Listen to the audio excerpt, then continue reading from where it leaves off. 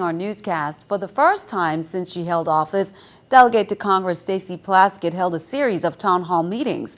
Residents flocked to meeting areas in both districts, more recently on St. Thomas, to voice their concerns to the territory's voice in Washington. News 2's April Knight has that story. Getting assistance for the elderly, improving its infrastructure. From pothole-ridden roads to the aging population, residents raised concerns at Congresswoman Stacey Plaskett's town hall meeting on St. Thomas Thursday night. According to Plaskett, her position in the Agriculture and Oversight Committees in Congress is a boon to Virgin Islanders, especially with the VI designated as a rural area by the federal government. We are then eligible for monies from the Department of Agriculture for infrastructure, for roads, schools, hospitals, and very important to us right now, electrification, utilities. Those have a lot of monies coming out of the Department of Agriculture. Residents raised the delays in WAPA's propane conversion. Plaskett defended the authority, saying some of it was out of WAPA's control. One of the issues that they were having was the Army Corps of Engineers not completing the permitting in the time frame that the law said that they were supposed to. Plaskett did say some of the concerns raised by residents fall outside of her office's purview, such as the proposed hotel development in Mandel. Some issues like the Affordable Care Act, she said, could be an uphill battle at this point. Thursday's town hall was Plaskett's second meeting since she started office. The first was held on St. Croix the day before. For News 2, I'm April Knight. Now, for updates on Congresswoman Plaskett's work in Washington or to contact her, you can go to plaskett.house.gov. Well, a federal lawsuit, TUA versus United States, is currently on appeal to the D.C. Circuit Court. It challenges the status quo, denying people of American Samoa the right of citizenship by birth. It's the first case argued by the equal rights advocacy group, We the People. Success could bolster arguments in their next legal battle designed to codify into U.S. law a fundamental right that today close to 5 million American citizens are denied. News 2's Monica Jonigan explains. The U.S. Virgin Islands, Puerto Rico, Guam, and the Northern Marianas, American citizens who willingly risk life and limb in defense of a great nation for which they do not have a vote. That's Delegate to Congress Stacey Plaskett on the floor of the House last week, adding the Virgin Islands' voice to the call to establish full voting rights to the nearly 5 million Americans of the U.S. territories to whom they are currently denied. In the coming months, a new legal challenge spearheaded by the We the People Project will make a compelling case in the U.S. courts. Where you live shouldn't affect your right to vote for president, particularly in areas like the Virgin Islands that have very high rates of military service. In Iraq and Afghanistan, the casualty rate in the Virgin Islands was 3.5 times higher than the national average. And surely these Americans who are fighting to defend democracy abroad should be able to fully enjoy American democracy at home. Right now, we're at the stage where we're identifying plaintiffs. We're talking to people in the community who were in that position, folks who lived in the States and could exercise the right to vote like every other citizen and lost that right that every other citizen has when they made the choice to live in the U.S. Virgin Islands. So if you are a resident of the Virgin Islands and you are a veteran, we are asking you to go to the site for We the People Project to see how you can get involved. Monica Jonigan, News 2. And we will have a link to that website. It's equalrights.org on our News 2 Facebook page. The St. Croix District Election Board met Thursday for their regular meeting in which they appointed Barbara Jackson McIntosh as the board's vice chairperson. The board also approved the St. Croix Educational Complex as the replacement for Charles Emanuel Precinct. Members also decided to combine the St. Gerard's Hall with the Claude O'Marca Precinct. The Charles Emanuel and St. Gerard's Hall precincts are now closed. The board also tabled the final certification of the recount results from the 2014 elections. They're waiting for an opinion from the Attorney General's office before moving forward.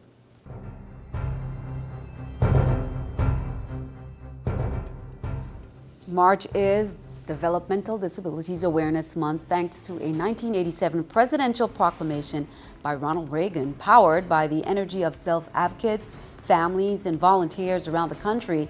The month commemorates the progress towards improving the lives of people with intellectual and developmental disabilities and recognize the challenges that remain. We will be sharing some insights from agencies about services available and a calendar of events this month. Here's more. We are collaborating with a presentation of the Northeast ADA Center out of Cornell University on training coming up on March 16th and 17th on St. Thomas and March 19th and 20th on St. Croix at Carambola. The training in St. Thomas is at the Windward Passage, and that is a comprehensive training on a lot of aspects under the American with Disabilities Act. So we are an affiliate of the Northeast ADA Center and provide services to them. In other news, police say 20-year-old Chandra Gomez of Mahogany Estate was arrested and charged with second-degree homicide, domestic violence, in connection with an incident that occurred on Thursday, March 12 at 10 a.m. Here's more from the VIPD. Officers with the Criminal Investigation Unit responded to a call of an assault victim at 10 a.m. in the vicinity of Mahogany Estate. Upon arrival to the scene, officers discovered the unresponsive body of a male, later identified as Alvin Gomez, who had sustained a stab wound to the back. He was pronounced dead at the scene. Chandra Gomez, the victim's daughter, was subsequently placed under arrest and charged with second-degree homicide, domestic violence, without bail, under the domestic violence law, and was turned over to the Bureau of Corrections pending her advice of rights hearing.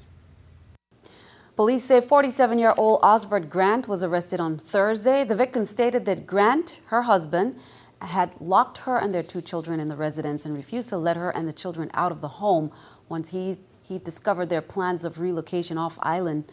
Upon arrival, the victim was able to unlock the door. He was placed under arrest and charged with false imprisonment without bail under the domestic violence law. Well, protesters call for calm but vow to keep pushing for change in Ferguson. A day after the shooting of 2 officers in front of the city's police department heightened tensions. Dozens gathered for a candlelight vigil Thursday night. A larger crowd gathered later outside the police department. The protesters stopped traffic and took over South Florissant Road as they walked in front of the building. Police say unlike the previous night, no arrests were made and no injuries to protesters or police were reported. Keeping an eye on the economy, here is the New York Stock Exchange with our stock market watch.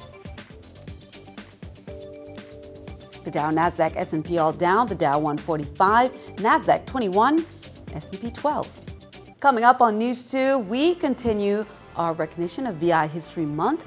In 1917, here's a quiz. The territory was purchased by the United States for $25 million. What is the name of the holiday we now celebrate in March?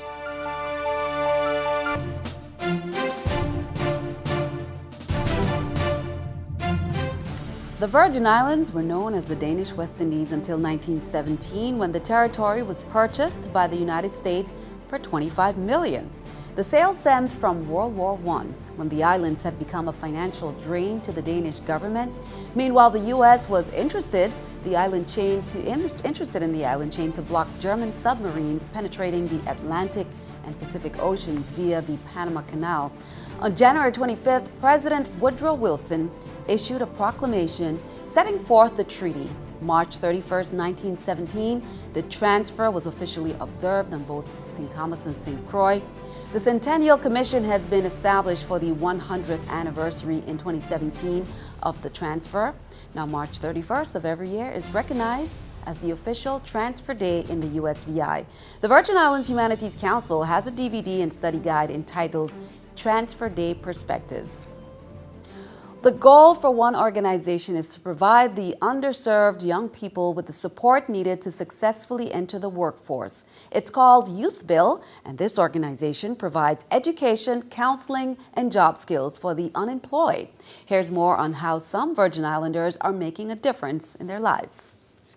17-year-old Tyler Eugene left the Central High School as a freshman. After a brief stay at St. Croix's alternative school, he found yet another alternative. I see this program have a lot of opportunities for me, so now it's time for me to take a chance and do what I have to do. What he learned about was the federally funded program Youth Build, provided by the VI Housing Authority.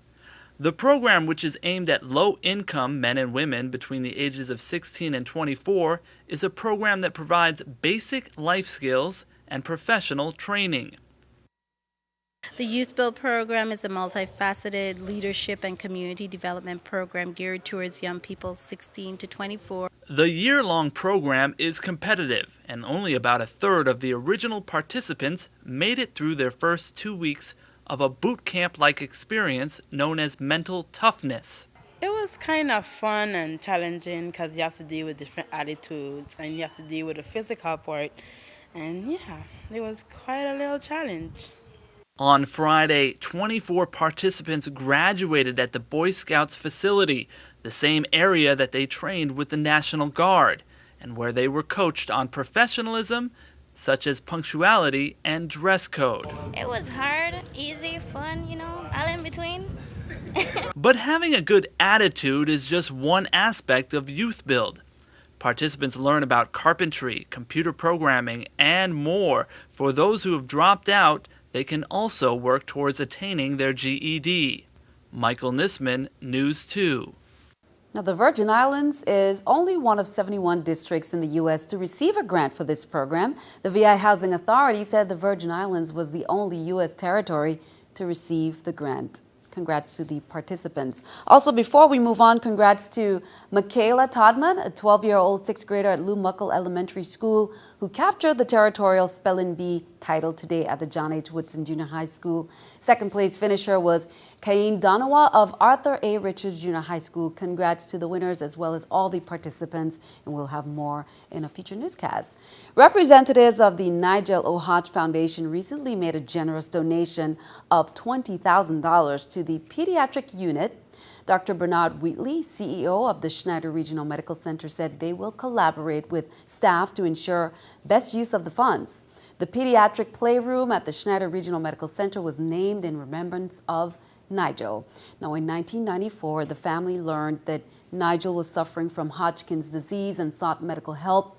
Just 38 days after diagnosis, Nigel died due to medical mistakes. The foundation's mission is to assist children and the families of children who are afflicted with critical illness in the U.S., VI, and Caribbean. In attendance were Stacey Plaskett, Josephine Hodge, Chester Hodge, and many other representatives. Congrats to Lavelle Campbell. He has dedicated much of his life to educating the public about gang activity in the territory, and on Wednesday, one group recognized his work. Campbell became the first recipient of the Rotary Practice Peace Star Award for his campaign against gang-related violence. In 2010, Campbell was instrumental in the making of the documentary Gangs in Paradise, which won several national awards. The Peace Star Award was granted by Practice Peace Initiative, organizers at the weekly meeting of Rotary East, where Campbell presented on gangs, guns, and drugs. 13-year-old dancer Kayla Williams will be representing the Virgin Islands in the 10th Annual American Youth International Ballet Competition in Daytona Beach, Florida next week. The St. Patrick Catholic Church student is the first Virgin Islander to compete in the prestigious competition. Well, first of all, Kayla is a gifted dancer, and it's very rare to come across a young gifted dancer who's only studied a very, very short time. So we do have an ongoing GoFundMe account, and I want the community to know, because it's never too late to continue, because we're going to be there an entire week.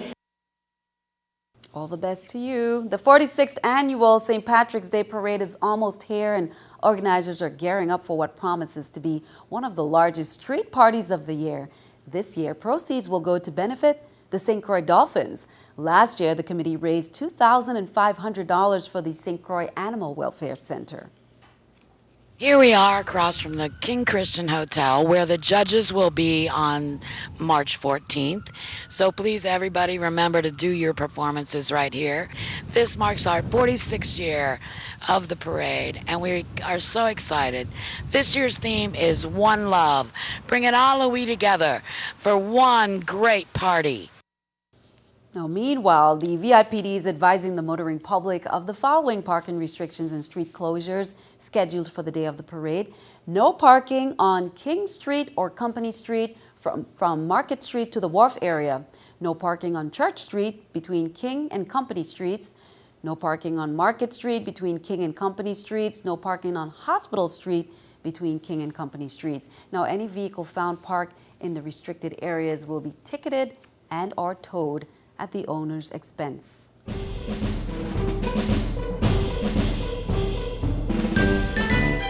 As we always do, if you're a cat person or pet of the week might just be the companion you're looking for. Humane Society volunteer Benjamin Coverdale tells us all about Jessie. And remember, call the Humane Society at 775-0599 if you're interested. This is Jessie, our pet of the week. She is 1.5 years old and she'll make a great family cat. She is spayed and she is very friendly. She purrs a lot and she's purring right now. Open your hearts and homes for our beautiful little angel. Thanks for that, Benjamin. Be sure to stick around. Your News to Accu weather forecast is coming up next.